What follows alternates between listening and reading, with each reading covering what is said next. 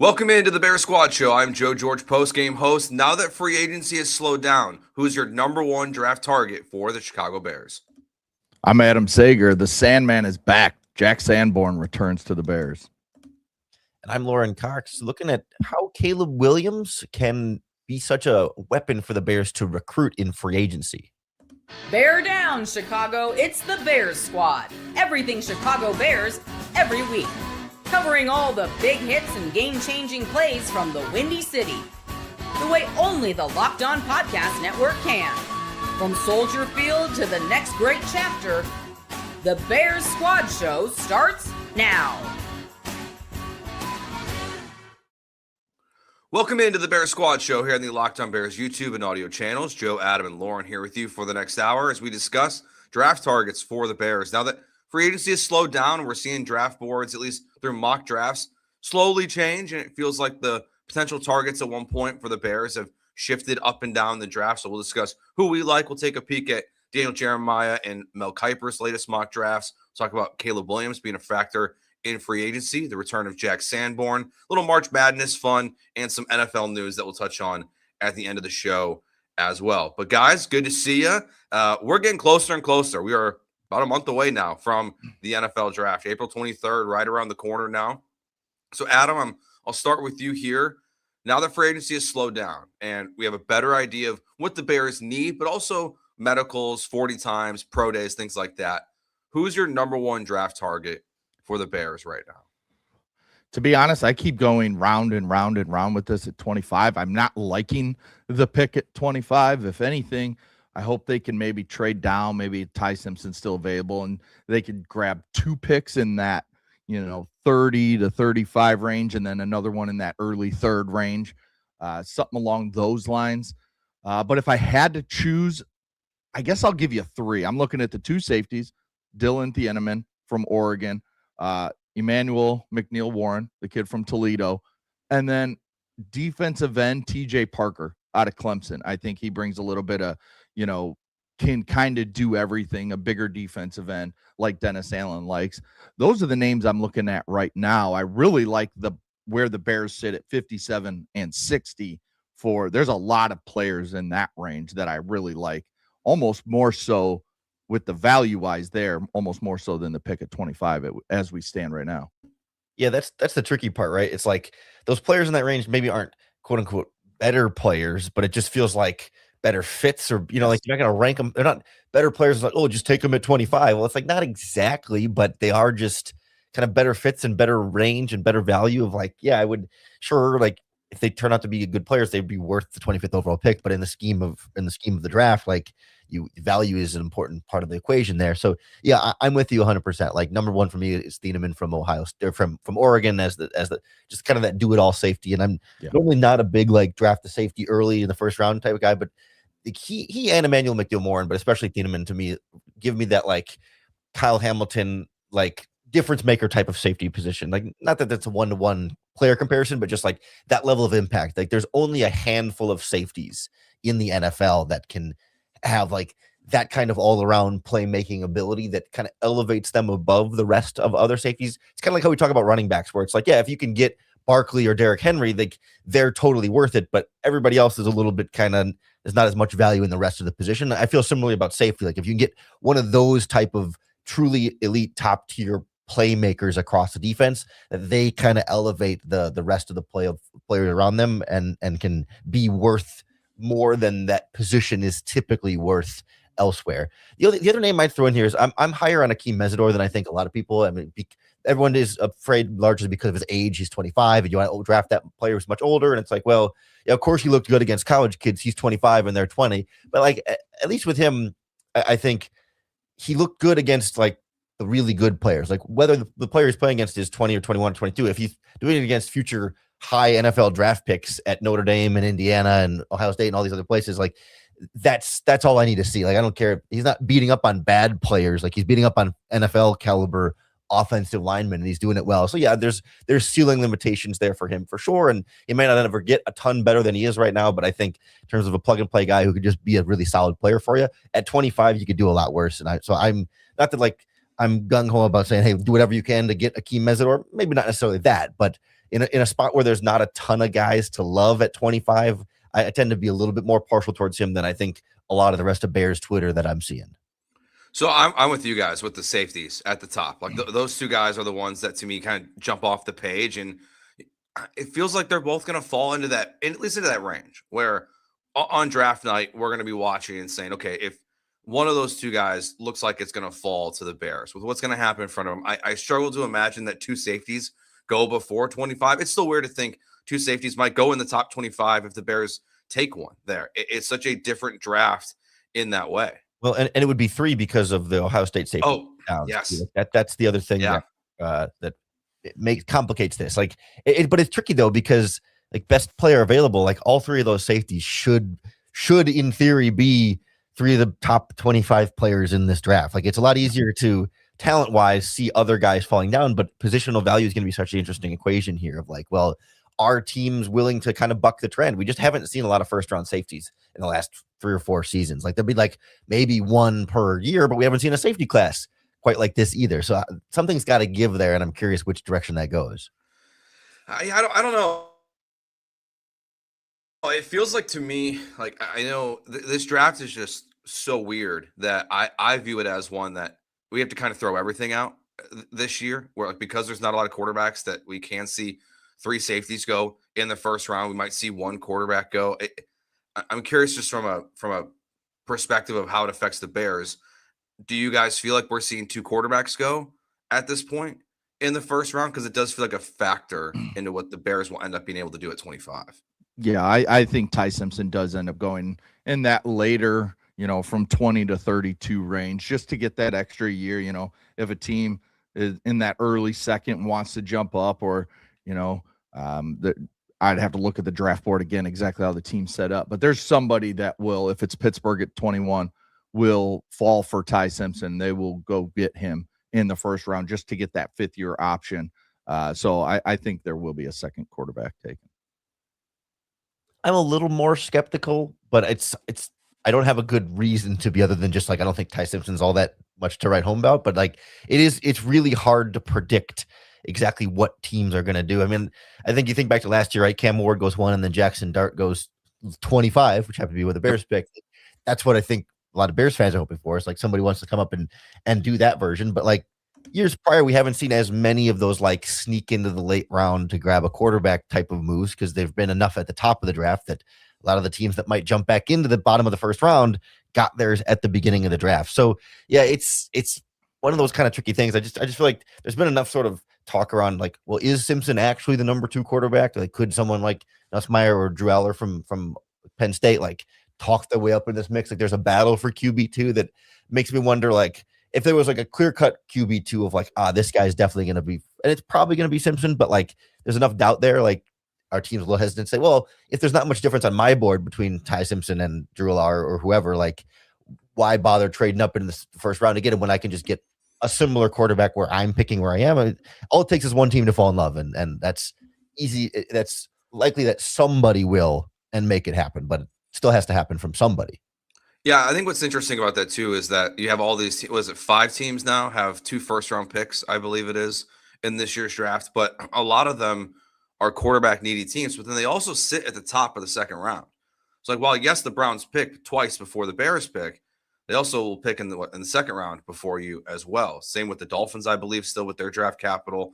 So like they could easily also just move back in for a 3rd first-round pick if they wanted to. I lean towards, yes, he's going to go, that someone's going to talk themselves into the first, 8-9 games of Ty Simpson and be an impact. And it could be a factor for the Bears as a trade candidate for them if they want to move out of it. And because to go back to what you said, Adam, too, I kind of am starting to lean towards trade out, if the deal's on the table.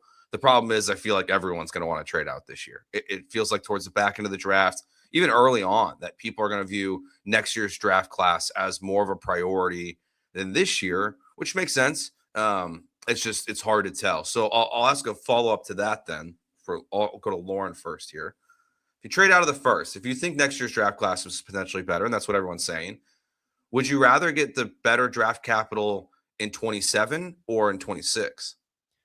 So the math there is tricky because like when you trade for future draft picks, they tend to give you an earlier round compared to this year. So in that regard, I would prefer future draft picks because like if it's this year's 2, it tends to equate to next year's 1 and always give me the future first round pick over the current second round pick.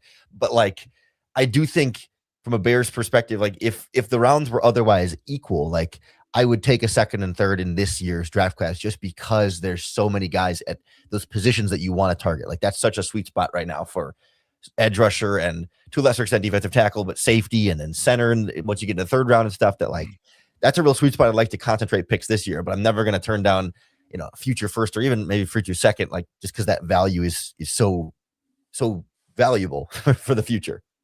I think what makes it easier for the Bears to decide this is having that 60th pick on top of everything else. So they kind of have that extra pick in the first 4 rounds. So they have 5 picks in the first 4 rounds. So if they did want to trade back and say, take a 27 second or a late 27 first, whatever it would be, then I'm okay with going for the future because of the draft class for next year that's going to be loaded. And we talk about quarterbacks, and that's going to be a loaded quarterback class, which then pushes better players down the board, which, maybe you get a little bit better of a player next year. But I'm also with Lauren in the fact that, yeah, if it's equal and you see a bunch of guys grouped in that, late second, early third, and that's where you're getting that extra pick, and maybe you get an extra pick like a 5th next year that can help you trade up next year or something along those lines, I think it's definitely fine to do that as well. I just wouldn't drop past, say, like your Bears are at 25, let's say 35,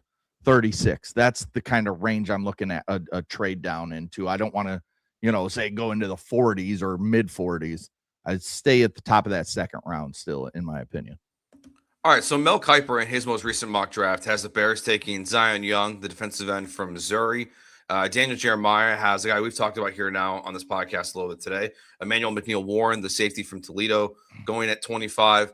Zion Young's not a name that we brought up yet, so we'll start there. Adam, what do you think of the player? Or do you think of that projection from Mel Kiper? I think body-wise, he fits Dennis Allen. Big, tall, I want to say 6'5", 260-ish. I think he plays a little more like Montez Sweat, where he's more of a run defender and then can get after the quarterback a little bit. I think for the Bears, you need somebody that's going to rush the passer. You have that guy. You have that guy in Montez Sweat right now. So the guys I'm looking at, let's say in the second round, a Derek Moore out of Michigan, a Danny Dennis Sutton from Penn State. Those guys have the bend to get around the edge and actually rush the passer, where I don't think Zion Young, he has the talent to get there, but I think right now he's more like a Montez Sweat, where I think the Bears, as we've talked numerous times throughout the season, need a legit pass rusher opposite Montez Sweat. I do think they need a legit pass rusher opposite Montez Sweat. I'm less convinced that Dennis Allen feels the same way, right? That like he loves Zion Young type of players, right? Like he would love all of his edge rushers to be a little bit more run defenders who can also rush the passer. And he'll say, well, we'll manufacture our pass rush by getting, roughly 10 sacks from Montez Sweat, and then, another 8 to 10 from the other defensive end, and another 6 from a couple defensive tackles, and another 3 from a linebacker, another 3 from a safety, another 3 from a cornerback. And like he's never needed that. Like he's never needed like Cam Jordan to be a 15 sack guy every single season. Like they can kind of try and piece together a pass rush across the board. And so like, yes, I would like to swing for the fences in terms of a high upside, like pass rush guy who can be that future Trey Hendrickson type of player more so than that future Montez Sweat type of player. But I'm not, as long as it's an investment in an edge rusher, I'm not going to be too picky about it. As long as it's somebody like this that has some proven production and traits to like, as opposed to like some of these other guys that are in this mix that just haven't actually put it all together yet. And it feels like it's going to be more of a developmental kind of thing of like, it's going to take a while. Like, I don't know how much patience I'm going to have for those kind of guys right now. The one thing that stood out to me from Daniel Jeremiah's, from Emmanuel McNeil-Warren, was just his note that he put in here. I don't know if you guys saw this, but he said McNeil-Warren has the size, length, and playmaking ability to fill the void left by Jaquan Brisker. In fact, I believe EMW would be an upgrade at the position. Like immediately. So you think he's immediately a better player than Brisker for this defense, Adam? And he fits Dennis Allen's defense exactly how he wants it. Him and Coby Bryant can You know, you can switch them back and forth. They're so versatile. So I really think that, you know, if they went McNeil Warren, I think, and Thieneman's the same way. Very versatile. You can bring him up in the box. You can leave him back and feel comfortable if he's, you know, a one high safety. You could do that with both these guys. And that's what I think Dennis Allen will look at these two and say, yeah, I could definitely take them in my defense and do a lot of different things with either one of them and Coby Bryant. Whereas Jaquan Brisker, I mean, if you put him in coverage, there was a chance you're getting burned every single play. He was much better being 5-6 yards from the line of scrimmage, almost like basically a de facto linebacker, let's say. And those guys just aren't really making it. If Jaquan Brisker played 15 years ago, he's a really good player in the NFL. But those type of safeties just don't fit as well in today's NFL. So that's either of those guys would be an immediate upgrade over Jaquan Brisker. Yeah, not much to add there. Like, exactly. Like, for versatility, you can ask him to do a lot more than you could ask Brisker to do, and trust that he'll do it at a high level. Like, sure, that there'll be rookie bumps along the way, but yeah, that's why we talk about those two first-round safeties, Thieneman in a lot of the same breath of, like, they're guys that can be a little bit different than most rookie safeties that would come in and, you know, that normally might not be first-round picks because not a lot of safeties go to the first round, but that's what makes these guys a little bit different, a little bit special, more worth using that pick, especially at 25. Like, it's a little different if they were picking top 15 or top 10. Yeah. I can understand the hesitation to take Caleb Downs from Ohio State top 10 because, like, well, you know, top 10 pick can be a truly game-changing blue chip left tackle or number one wide receiver. But at 25, like, give me the player that can be a high impact, versatile weapon like that on defense. Like, you're not doing better than that at that part of the first round. All right, let's take our first break here. Let's talk about the latest moves in Bears free agency. Jack Sanborn, one of them. A name that Lauren threw out there that I want to ask about as well, and Caleb Williams being a factor in free agency. We'll get into that next here on the Bears Squad Show.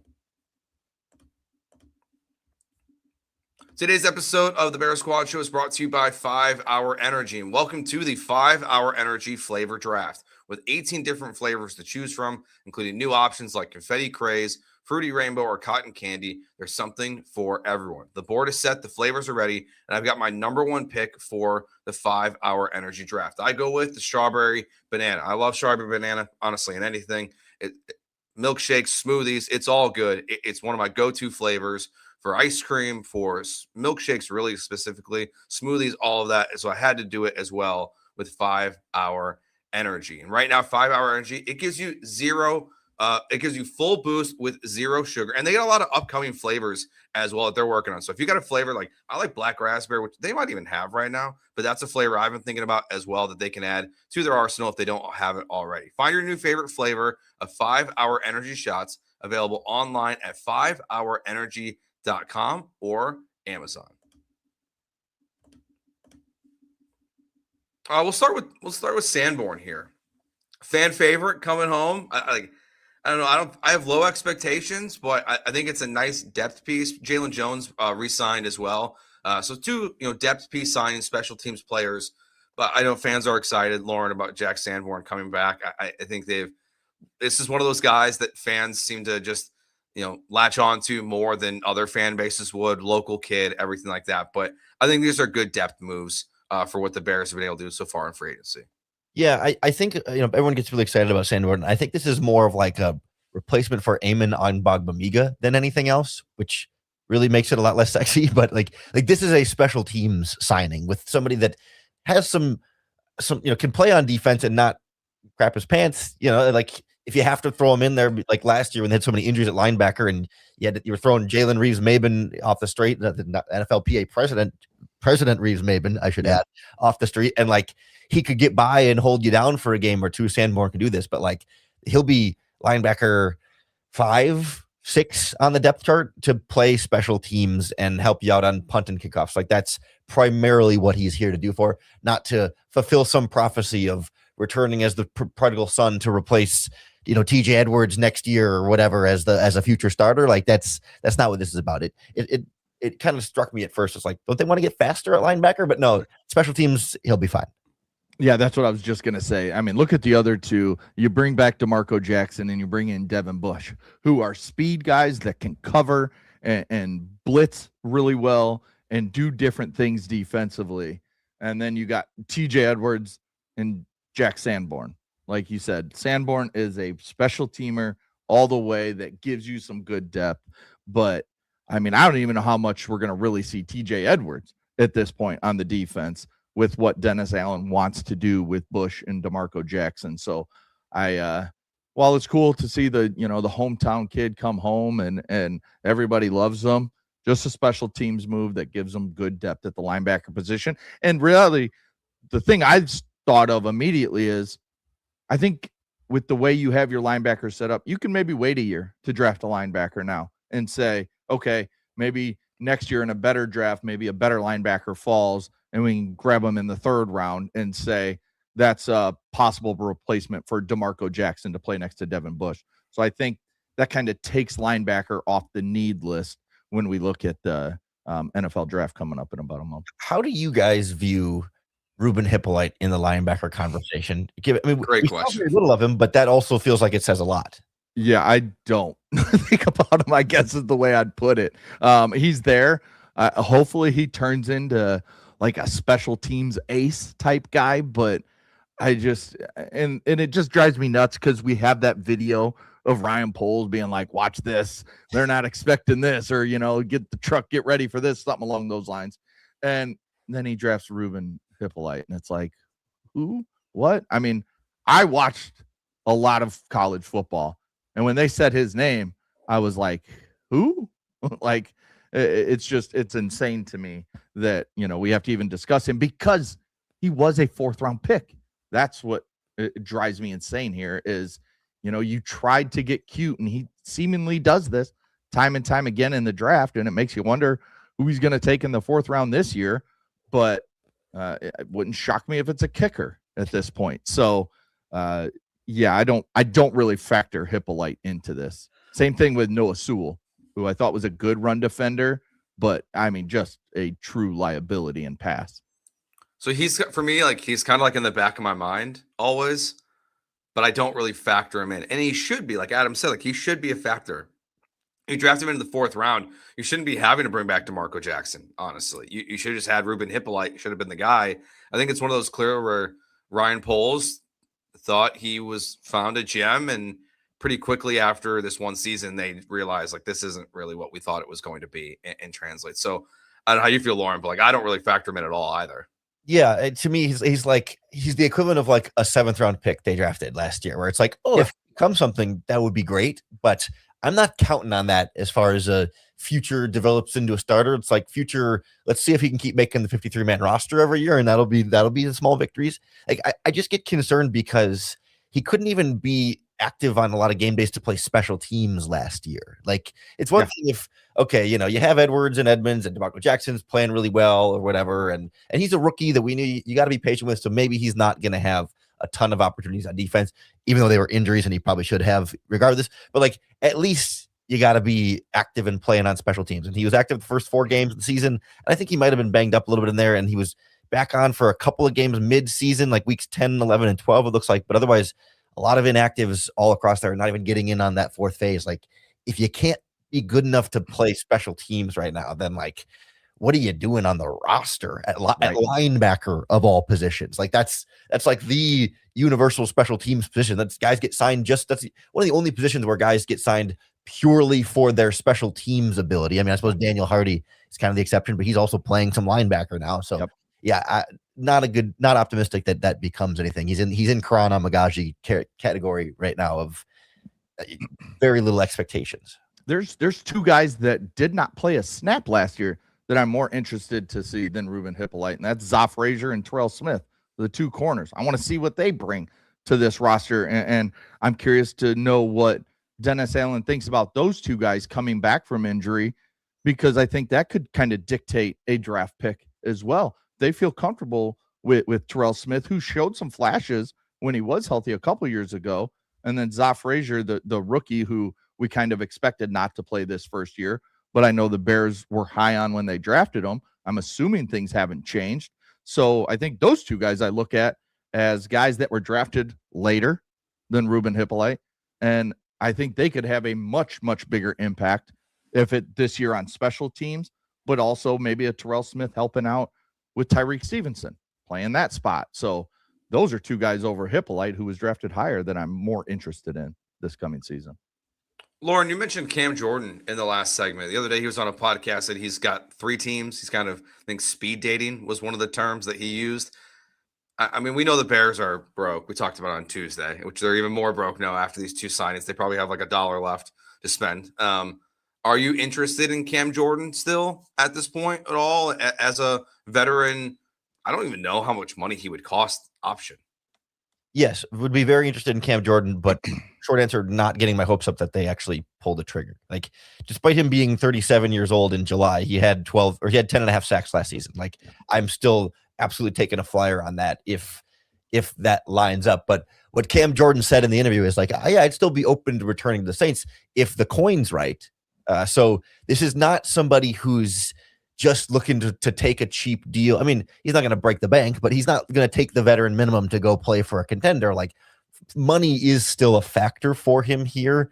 And that, to me, kind of eliminated, I don't want to say eliminated the Bears from conversation, because I'm sure there's a price they're willing to pay. And there's a chance that those numbers are close enough that they could make something happen. But like, given their lack of eagerness to invest in the position at all in free agency up to this point, like, I don't think they're going to go out and say, give Cam Jordan 1 year, $10 million or whatever that number that he might want it to be. Like, I would think, 5 or less, or maybe 7 or less at the absolute upper end is what the Bears would be willing to pay. And as you said, they have 0 cap space right now, so they have to create a bunch of space to sign their draft picks anyway. And I would be surprised if they also go out of their way to create a bunch of space to sign Cam Jordan. I just think they've kind of signaled already that they're done with the expensive moves, because I think they would have tried to pull the trigger on him, and now they're just waiting for guys' price tags to come down, and he doesn't seem like a price tag come down type of target. Yeah, I'm right there with you. If it got to that 7 range, I think the Bears would be very interested, with Dennis Allen being the DC and him kind of just fitting that exact style we talked about in the first segment there, talking about the draft picks. So I think, and the other great thing about him is he's never missed a game. Like, he's always there.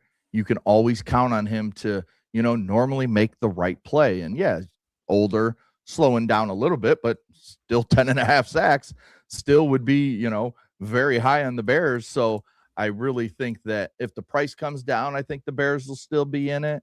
And I'm sure they're one of the teams he's talking to, with Dennis Allen being the DC. But yeah, with having to create cap for your draft class and couple other little moves, I don't see the Bears spending $7+ million on anybody in free agency right now. All right, last thing here. Coby Bryant was on NFL Network the other day, Kay Adams' show, and he was talking about how Caleb Williams was a factor in free agency when just thinking about teams he was going to go to, and talked about how well he played and how much better he still can get. And I know there was maybe a brief moment in time where we all felt like Justin Fields was a quarterback that was going to bring players to Chicago. But Lauren, does it feel weird knowing that there are actually good players in the NFL that want to come to the Bears because of their quarterback? I mean, yes and no. I think, like, yes, it's cool, and it absolutely is something that these guys think about. But I also think it's not as big of a factor as we start to make it out to be. Like, I think most of the time it's about money. And then, like, second biggest factor is what kind of success this organization will have. And also, I think, like, scheme fit and stuff. And Caleb Williams is a part of that conversation. But I think of Caleb Williams more as like a tiebreaker type of thing, which is valuable. But it's like, if Coby Bryant's getting $13 million a year from the Bears, and there's another team offering $13 million a year, that the opportunity to play with Caleb could be that sort of like, well, if all other things are equal, I'll go there with the young, exciting quarterback that I've seen that I want to play with. But I don't think he's going to turn down more money from another team because he really wants to play with Caleb Williams in Chicago. Like, it could be he really wants to play in this scheme, or really wants to reunite with that coach or whatever. But, like, I don't know that a safety is deciding purely on a quarterback. Like, it's real, but it's not like the biggest piece of the puzzle. Yeah, and I think when you draft a quarterback number 1 overall, first of all, you expect him to be competing for Super Bowls, and second of all, you hope that this is the case, that he can be that tiebreaker if it comes down to it, because he's that young and exciting right now. And if they keep winning, Ben Johnson's another factor, even for defensive players, because they know, okay, my offense is going to score. So, I may not be on the field as much, which is good for these guys because then maybe they can get another contract. And everything Lauren said was spot on. So, yeah, I really think that it's nice to have. It's great to have.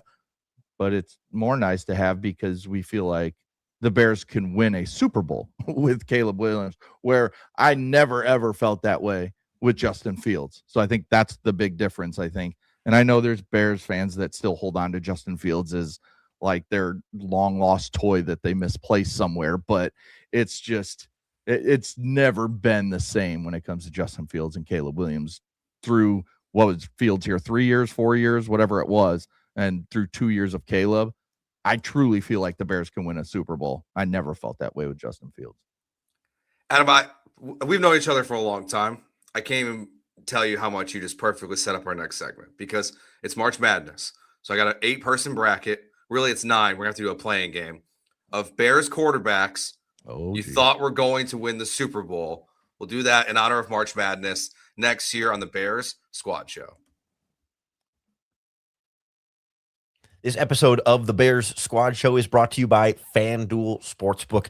College basketball is nonstop this month with big games, tight spreads, and momentum swings every single day. From early tip-offs to late-night West Coast shootouts, there's always action on the board. And now FanDuel is giving you a way to turn that March energy into greater potential wins with a college basketball parlay profit boost. You can build any college hoops parlay you want. Whether you want to ride the upsets from 12 seeds beating 5 seeds, or you want to go chalk across the board, and you can mix spreads, totals, player props, match how you see the slate playing out.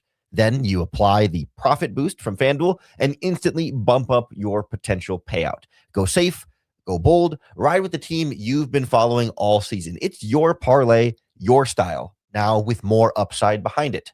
So head over to FanDuel.com to get started and use your college basketball parlay profit boost. That's FanDuel.com. FanDuel, play your game.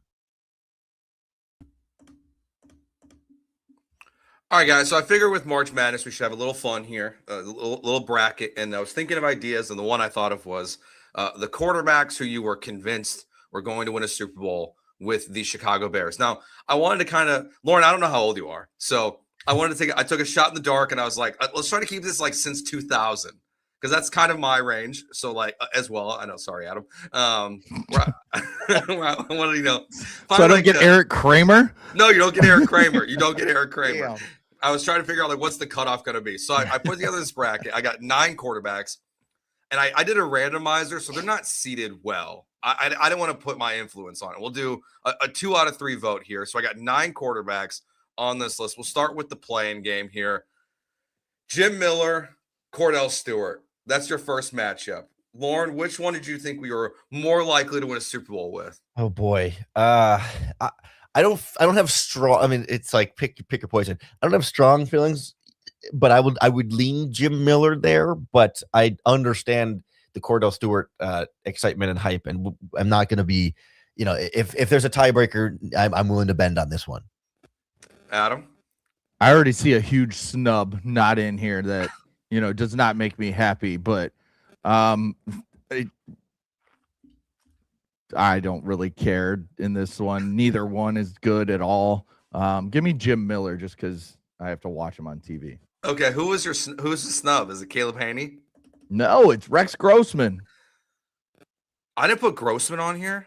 No. You Oh my snubbed gosh. the Florida Gator. That's crazy. That went and played in a Super Bowl. I wrote Grossman down on my list and then forgot to put him. All right, we're changing all of it. We're doing this on the fly. Miller and Stewart are out. Grossman's in. So we'll start with our first round matchup. Oh, I put Justin Fields on there twice. That's why. Okay, so we'll do Jim Miller versus Rex Grossman will be our first round matchup then. Okay. I would have advocated for Josh McCown in there as well. There was that time in 2013, 2014 when it was like, maybe, but it's okay. He doesn't deserve over these guys. All right. So Adam, Rex Grossman, is that the easy answer then here? Oh, 100%. Guy played in a Super Bowl. It didn't go well, but he played in a Super Bowl, had, an MVP 6 games at one point in his career where all of Chicago was buzzing with Rex Grossman fever. So yeah, give me Rex Grossman. Yeah, yeah. I will go sexy Rexy in that matchup as well. Craig Kensel versus Jay Cutler. I mean, I'm never, ever. Well, I might have to later. I don't know. We'll see. But picking an Ohio State quarterback is not my type of thing. And Jay Cutler is arguably right now still the best quarterback the Bears have ever seen. Caleb will pass him very shortly if he hasn't already. But it's Jay Cutler, clearly. Yeah, that one's easy for me too. I try to put recency bias down there, but like I agree. Like Cutler's the most successful, consistent, long-term Bears quarterback of my lifetime. So I'll go there as well. I was watching a highlight package of him yesterday, just randomly on Twitter, because I feel like they go viral like once a week of just like what he did. And I think the tweet was, if Ben Johnson was Jay Cutler's offensive coordinator or a head coach, the Bears would have won 4 Super Bowls. And my response was, yeah, I definitely think that would have happened. Mitch Trubisky versus Kyle Orton. Lauren, I'll let you start this one. Which one do you think were you more confident was going to win a Super Bowl with the Bears? So this is an important spot of clarification then, because am I taking the quarterback in a vacuum outside of the teams they were on, or is it the teams that they were on? Like, do I have more faith that Trubisky's 2018 Bears were more likely to win a Super Bowl than Kyle Orton's 2007 Bears, for example? See, I would say it's more in a vacuum. More about the quarterback themselves? Yeah, more of the quarterback themselves. Because like I was a big Kyle Orton guy. So was I.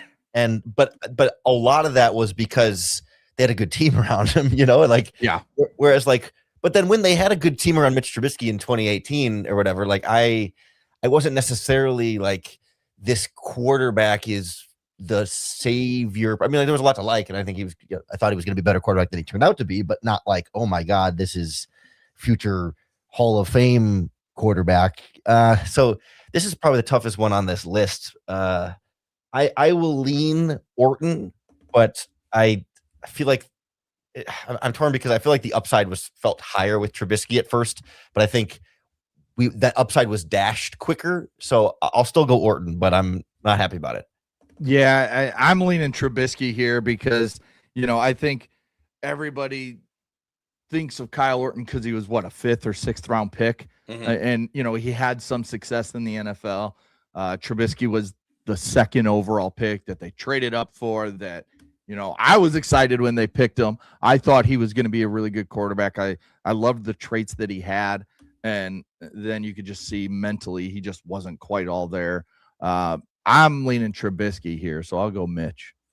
Okay, so I'll break the tie then on this one. I'm going to go Mitch. For me, I think back to like the Buccaneers game. I think it was like those moments where just like there was such a high with him. I was so convinced that he was going to figure it out, and still would love to know like if he had a competent head coach, what it would have looked like. I honestly would have believed more in Mitch at times than Fields. I think I'm in the minority in that, but so I'll go Mitch here. And last one, we got McNown versus Fields. Oh, this one's tough. Cade McNown coming out, I was like, oh, the lefty, like what he did at UCLA, I was pumped for. I remember that. I was in high school when he was drafted, and I was very excited. But then you could say the same thing about Justin Fields. I think they're very similar college players. So, I mean, you could really choose either one here. Both picked in that, top 12 range or whatever it was they were picked. I think McNown was 8 and Fields was 13 maybe. I guess give me Justin Fields. Yeah, there's a similar amount of torn here for me. And also some recency bias, I'm sure. But like, I was so convinced with Fields because it felt like he could do all the difficult things really well, and it was the easy stuff that he was messing up, and like that was the most fixable thing. Like it was like the right coaching staff can just fix the easy stuff. It should be easy enough to fix, and then he can do all the hard stuff, and boom, you've got yourself a quarterback there. And it was just like the path to potential greatness was seemingly clear, and that's something that I can't quite get over here. So I'll go him as well. Yeah, I'm Fields as well. I also have just like a firm belief in like lefty quarterbacks outside of Michael Vick aren't good. So I just have an inherent bias towards lefties. So Justin Fields advances. I'm glad we did that because I already pre-made the graphic as you guys were talking there. All right, Trubisky Fields. We'll start at the bottom then. The most recent ones. Adam. This one's tough. I was more excited about Fields because his overall game, but I feel like Mitch. I'm going Trubisky here. I think Trubisky overall is the better quarterback. I know Fields was a better runner and stuff like that, but give me Mitch Trubisky over Justin Fields. I lean Justin Fields here. I remember the concerns about Trubisky popping up earlier and feeling like even in 2018 when the team was great, like, yeah, he put up all those touchdowns against Tampa, but they were just sitting in man coverage, and he could always read and tear apart man coverage teams. He tore about the Lions a couple times that season too. Yeah.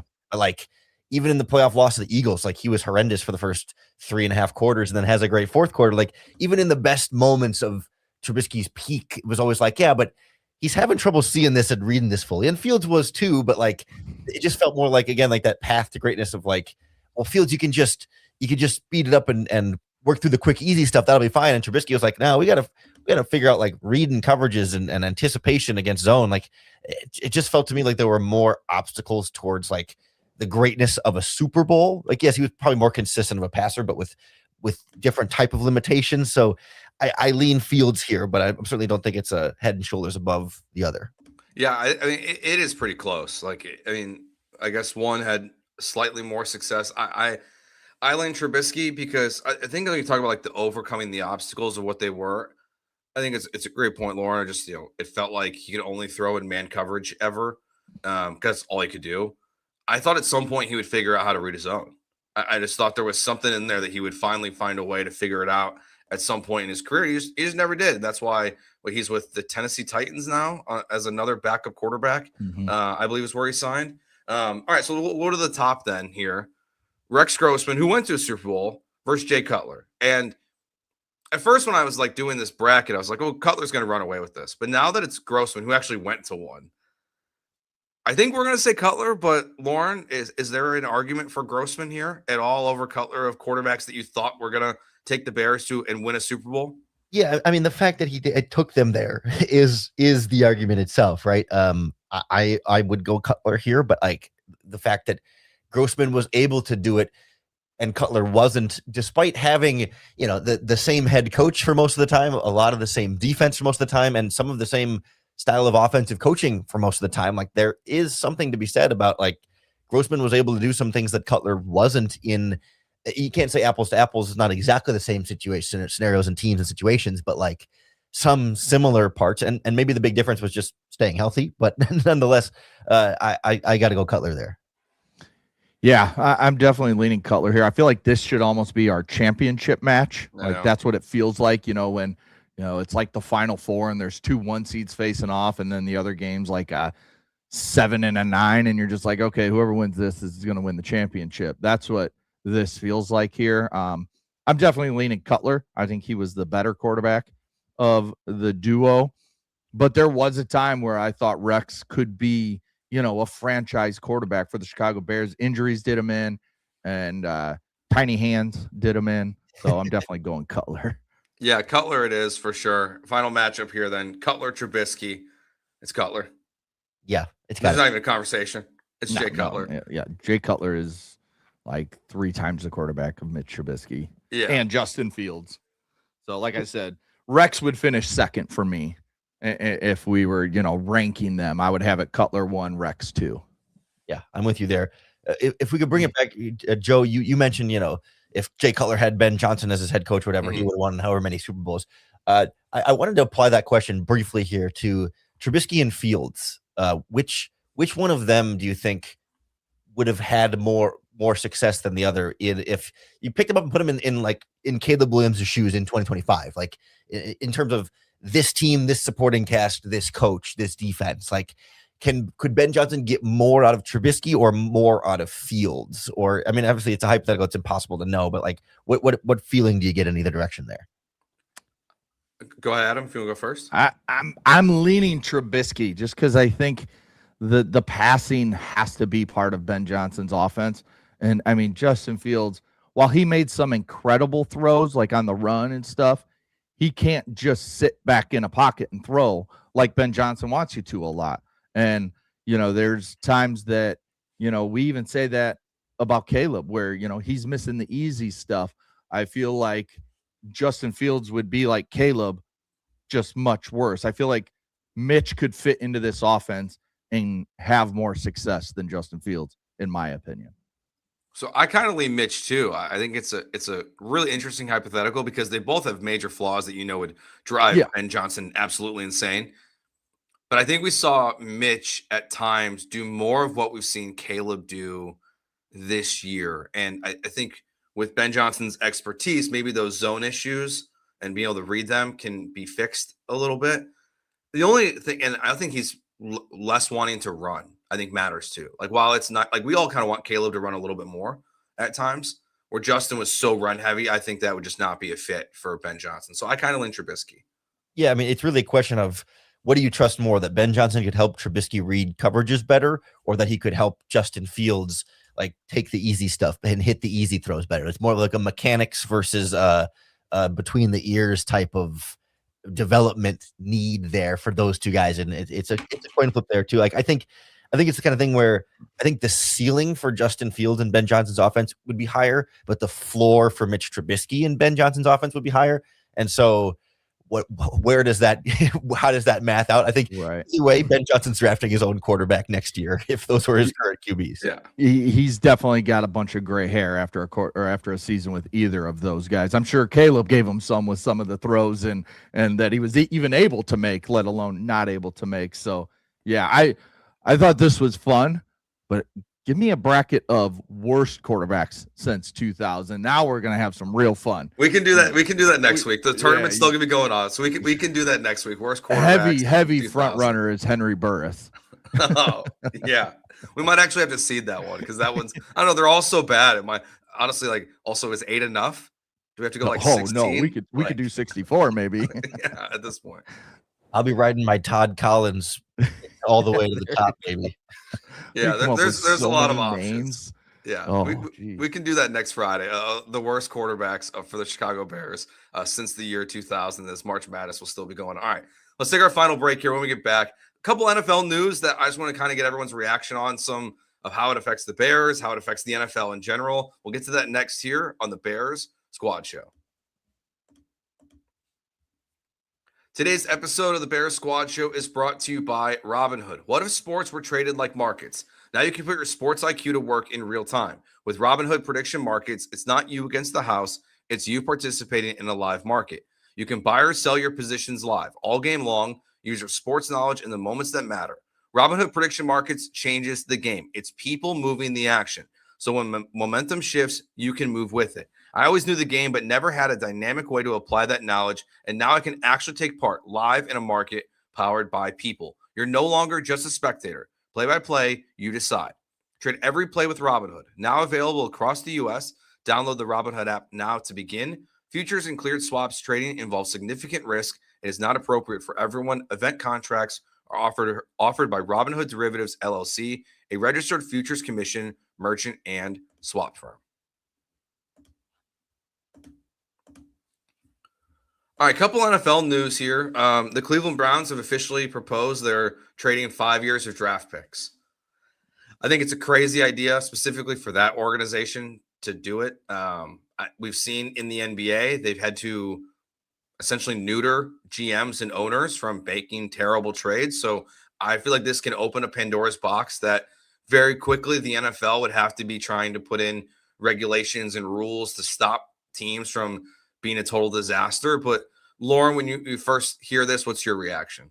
Yeah, I just think about like, what problem is this trying to solve? Like, yes, what trade has there not been that, if we could have gone 5 years in the future on picks, then we would have made the Myles Garrett trade for, is that what Cleveland's thinking? Like, if we could convince someone to give us, not that it would be 5 first-round picks necessarily, but like, would a team be more willing to trade for a superstar player if the picks were spread out over 5 years instead of concentrated over 3? Where it's like, okay, we'll give you a first this year, a first next year, and a second next year. It's like, well, that's all kind of happening at the same time, but I'd be more willing to make a future trade if I could do like a first this year, a second next year, a second the year after that, and a third the year after that, so that I don't have a single year where I'm just out of draft picks, but I can still give you a bunch of draft picks that you're getting the compensation. Like that's the only way I can start to talk myself into this if I'm really trying to, but it just feels like setting some dumb team up for disaster that other teams can take advantage of, and that's great, but that doesn't feel like it's in the best interest of the league as a whole to watch some teams' incompetence get magnified. This feels like the Browns are trying to get their current GM fired. They just fired a GM, and they want their next GM fired because he won't have any picks when he gets there, and then they'll fire him for still being bad. No, I just think it doesn't make sense, because how many draft picks are traded 3 years out? We never see it. So, I mean, even on draft day, it technically jumps another year that you can add into, and we never see, like last year, we never saw a 2028, would it be, or 2027, whichever it was. We never saw any of those draft picks traded. I mean, I would have to really research how many picks 3 years out have been traded. And I do look at it like Lauren was saying with like a Myles Garrett. If you're willing to give 3 first-round picks for him, okay, now if you go next year's 3 years down the road and 5 years down the road, okay, maybe that makes a team a little more willing to trade 3 first-round picks. But overall, I don't think it makes sense, because we don't even see the 3-year draft picks being traded. So why do we need it to get it to 5? I think this would only affect, I mean, maybe we'd get one trade every 5 years that had picks out there. And so it just doesn't affect anything. If you really want to make a deal for that guy, then you have to give up what you need to give up to get him. And so I think this rule proposal is stupid, and coming from the Cleveland Browns makes it perfect, because their organization is a disaster year in and year out. How many GMs have the job security and stability to say, oh, I'll be here in 5 years to get that, to receive that? Right. Obviously, you have to say, well, I won't be here in 5 years, so I'll trade that pick.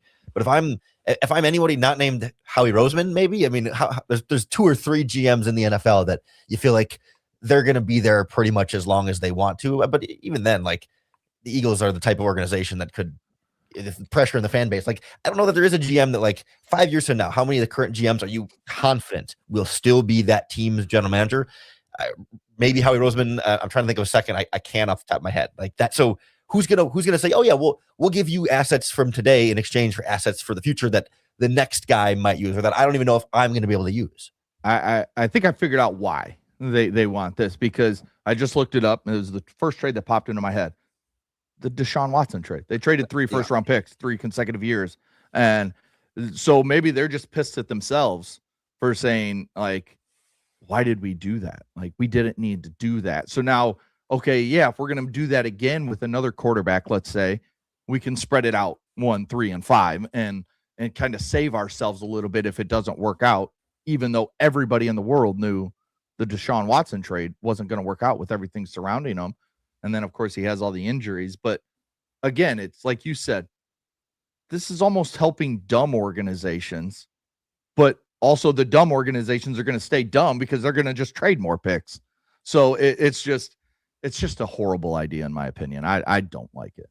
No, I don't either. The only thing I thought of when you were talking about the fact that there haven't been many of those trades, like besides the Deshaun Watson trade of picks being traded 3 years in advance, is it some weird way of, well, if we tell teams that they can trade 5 years, maybe they will trade that first more commonly, or that second in 3 years down the road. We'll never see that fifth, we'll rarely see that one happen, but maybe this opens the door for 3 years down the road, picks are able to be acquired by teams. I don't get the philosophy behind it, because it also just, it feels too much like, again, with the NBA of they do this, and the next thing you know, teams are going to go, well, this was a mistake. So now we have to put protections on these picks of, like, we have to protect that, what you said, Adam, that future GM of, hey, in 5 years, my team traded their first. If we're still terrible, let's protect that top 5 pick, and it defaults to the following year or something like that. Like, I don't like it. The NBA trade stuff is so confusing of when teams can do it, swaps, all that stuff. even before you get to the lottery, that I just don't think the NFL should do anything. I think their system's perfectly fine as it is. Well, and remember the NBA, you can't trade back-to-back first-round picks now because too many teams were just trading everything for superstars and not having anything. And then that superstar would leave and they would be god-awful forever. So it's just one of those things where, you don't need to expand this out and turn into the NBA. I don't like that. So I just don't see a reason why teams need 5 years worth of picks available to trade. I mean, I guess one team that will turn into like the Los Angeles Dodgers is the Los Angeles Rams. Les Snead will trade everything for current players year in, year out. Just keep trading stuff. He will have no picks for 5 years, but yet they'll be a really, really good team. And then last thing here, apparently the referee association and the NFL are not coming to an agreement. They're working on it, but they're not close. Adam Schefter laid out their plan of what the replacement refs would look like potentially this year. And it's low-level college refs. I can't. I don't want to see it, guys. I don't want to see it. Like we can't find some deal, at least with like SEC and Big Ten refs, of like, hey, you're going to ref on Saturday, you got to hop on a plane, and then you got to ref on Sunday as well. Like we're going low-level college, like maybe like MAC referees. Like that sounds, Lauren, to me like a terrible idea for this upcoming season. Yeah, it's one of those things where it's like, how much worse can you get? I mean, you can, but people love to complain about refereeing and stuff, but it just feels like a big distraction, like a big, like, not that it's nothing, but it's like, I would so much rather be able to spend more time talking about the actual games and the players and the things going on than like, if it's replacement referees and there's a bunch of bad calls and now we have to spend our time talking about the bad calls because they were a real impact, but it's just like, that's the least interesting aspect of football is like whether a referee got it right or wrong. Like there's just nothing to really add or analyze there. It's like, he screwed up and that screwed over the team or whatever. The only other thing I can think of is like, sometimes I think in the refereeing world, it's just like in many industries, it's not purely a meritocracy, right? It's not that the refs that get to the NFL were the ones that were the most accurate in college and then they got promoted and called up to the NFL. It's they know somebody. And it's Ed Hockley's son, and it's the friend of somebody who's a referee who gets you. It's who you know more than what you know in the referee. Like I don't think there's a database where they're grading referees and saying, you're the top refs who get the call up here. So like, I think there could be a world where even some low end college referees like know the game pretty well and wouldn't be that much worse than the NFL referees that just haven't had the same opportunities or the same who you know, not what you know opportunities to get up to the league. So I don't know that it's a huge thing, but I think it's all a talking point and they'll get some deal done because the NFL knows how much people are worried about refs in general. I think there's some leverage there to get a deal struck. Yeah. And I mean, this is just a topic that, I don't want to even take time to talk about because it shouldn't be an issue. You make billions of dollars in the NFL yearly. I mean, pay your referees. Now, of course, if they're asking for $1 billion, okay, get it. But I mean, as long as they're just asking for a reasonable raise and if it's 5% or whatever, I don't know any details, but I don't care about any details. Just get the deal done. Have your referees that we all know and love and like to complain about out there when the regular season starts in middle of September, and let's roll. So I don't want them, pinching pennies, whereas like the MLB lockout that's possibly coming in a year, like that can be the difference of millions and millions, hundreds of millions of dollars to players or to owners. That I understand. With referees, as long as they're asking for reasonable raise at this point or more benefits, whatever it is, just get it done. This is not something fans need to even worry about, in my opinion. Yeah, I think, and Lauren, you said it really well too. It's just like it's ref calls shouldn't be a topic. The calls on the field. I know people do want to talk about them when things don't go your way. Obviously, in the playoffs last year, there was a big one in the Bills game, and then the Bears game, almost essentially the same play happened. It was a topic. If there's replacement refs, it does become like a focus because those aren't the normal guys. So you have to talk about the mistakes that were made, the holding calls that were poorly called, and things like that. So I think selfishly as well, I don't want that to be a major talking point for our post game shows coming next season when that happens. So hopefully they find a way. As you said, I'm just paying their money. They're the referees. Get it done. All right. that will do it for this episode of the Bears Squad Show. We'll be back myself, Taylor, and Lauren on Tuesday at 11. This crew next Friday at 10. Thanks for watching and listening. Make sure you hit that subscribe button, give us a review, all that stuff. Make sure you check out Lauren Monday through Friday on the Locked On Bears show as well. Talk to you guys next week. Peace.